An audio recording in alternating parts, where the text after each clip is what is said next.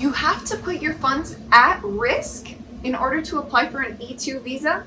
Hey everybody, my name is Marcella Dominguez. I am a business lawyer in the United States helping you with your legal needs. Make sure to give me a thumbs up down below. And if you want to watch more of my videos and how I can help with your business, make sure you check out this playlist right here. You have to put your funds at risk in order to apply for an E2 visa.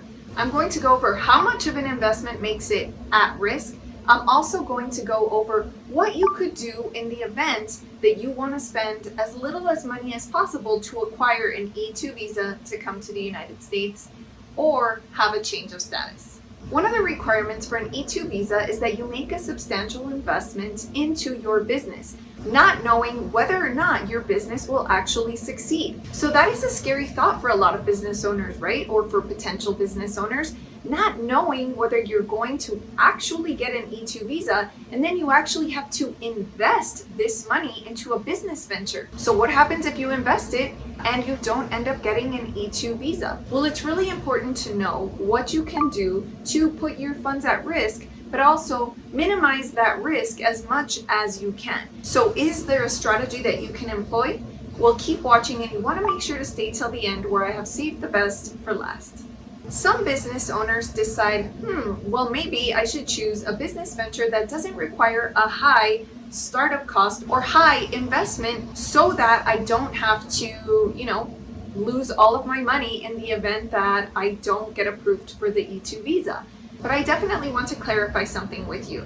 And that is that if the investment required to get your business going is smaller, then you might actually have to face putting up the entire amount versus only putting up a partial amount if the investment amount is higher. So let's say you want to start a food truck business. Let's say your food truck is going to cost $50,000, including materials and supplies. Let's say person B wants to be in construction. Maybe they want to start building skyscrapers. But in order to obtain the materials to start building skyscrapers, they have to invest at least $1 million. Well, person A who wants to invest in the food truck may be required to show that all $50,000 has been invested into the equipment or into the food truck to show that they have put their funds at risk. Now, this is compared to person B who, instead of putting up all $1 million, might be able to put up $800,000 and get away with still having a difference left over. Now, all of this is going to depend on what kind of business you want to start. So make sure that you speak to an immigration lawyer that can help you. Scroll down into the description. It's always free to send us an email.